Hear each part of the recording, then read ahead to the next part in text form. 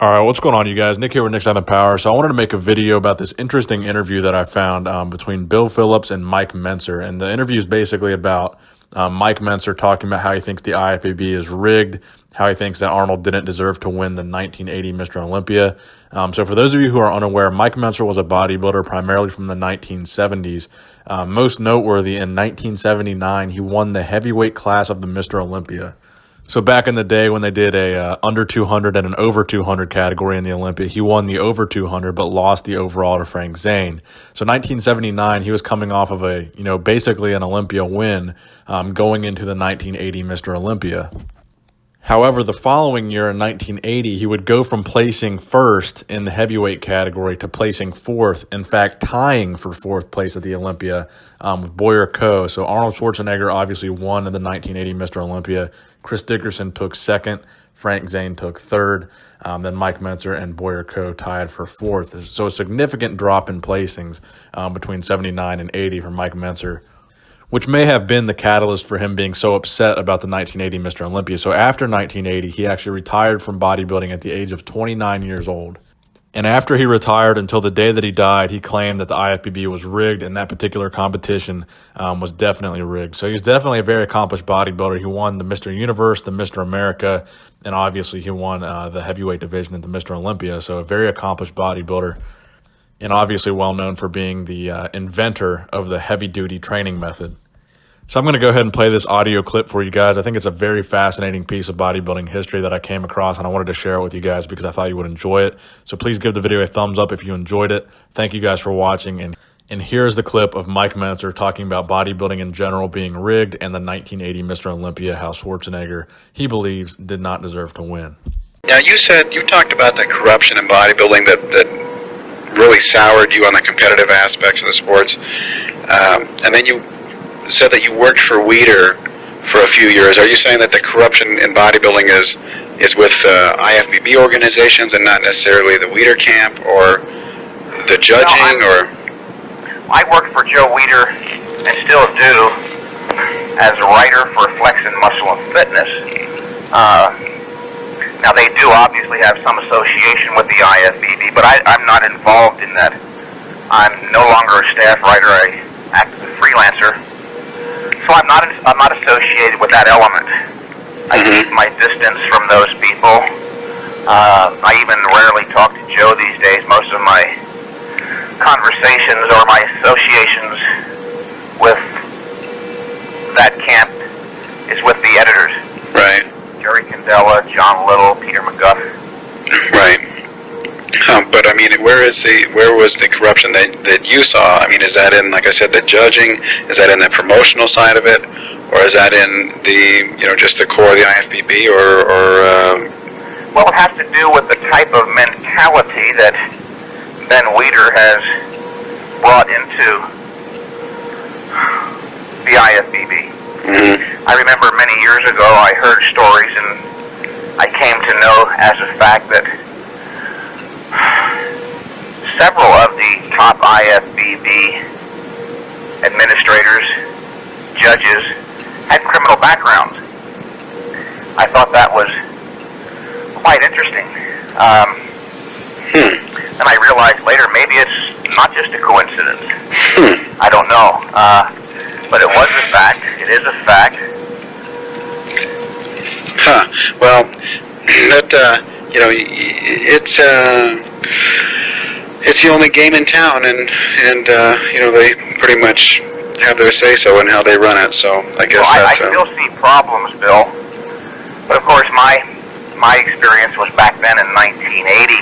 Right. I saw that Arnold was the IFBB if he wanted to be, and that particular day in Sydney, Australia, the day of the Olympia, he was the IFBB. I had been given to believe prior to that Ben Weider was the president of the IFBB, and beyond that, he prided himself on being a stern, strong president. But on that particular day in 1980, he took a distant backseat to Arnold. Arnold seemed to be running things. He could have it any way he wanted. Wow. Only once I stood up at the pre-judging meeting did that thing come to at least a partial halt. That irritated Ben Weider, and he stood in between Arnold and I and tried to assert himself, but it became very clear, especially later on as the day proceeded, that things weren't the way they should be. Very, very clear. If it was just me saying this, of course it could be chalked up to sour grapes, although that's not true. I've lost contests before. I never raised a fuss. But that particular contest was so clearly fixed that every other competitor and many of the fans in the audience raised a fuss. And of course, in the aftermath, all the magazines carried articles. Just in general on competitive bodybuilding, having been through all that you have, would you recommend it to people who are getting into weightlifting, or? No, I would not recommend it, Bill. And I don't limit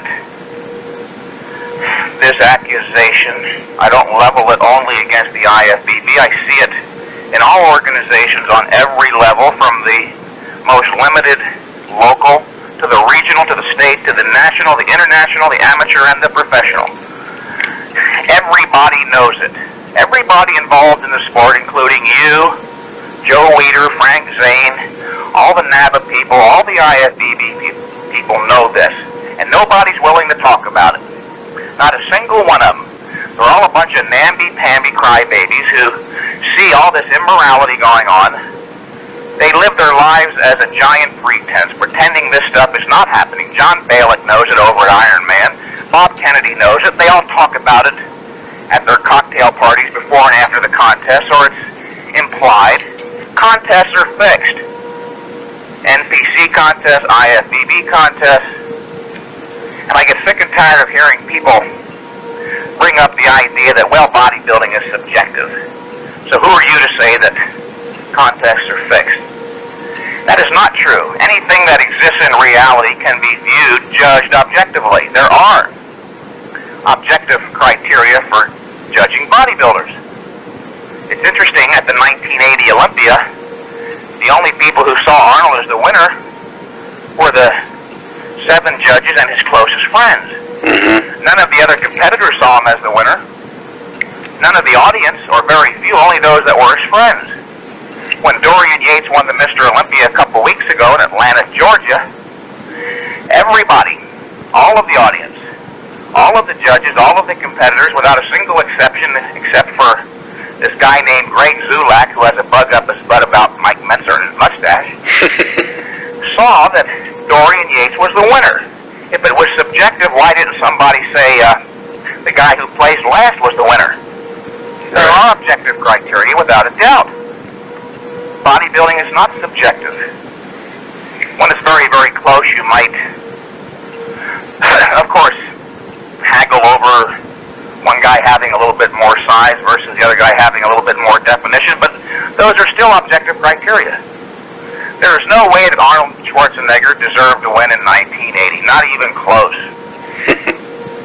Well, so you would basically say that the competitive route is not the best way to go. No. And so what is it that people get into weight training for? Because you work with people one-on-one. You know what's going on. What do you recommend to them? Just to get what they can out of the activity? Here's what I usually say. This is a wonderful endeavor in and of itself.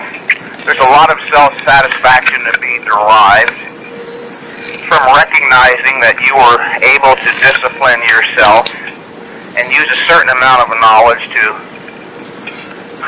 take yourself from point A to point Z. Take your body from being average or below average to whatever it ultimately might be.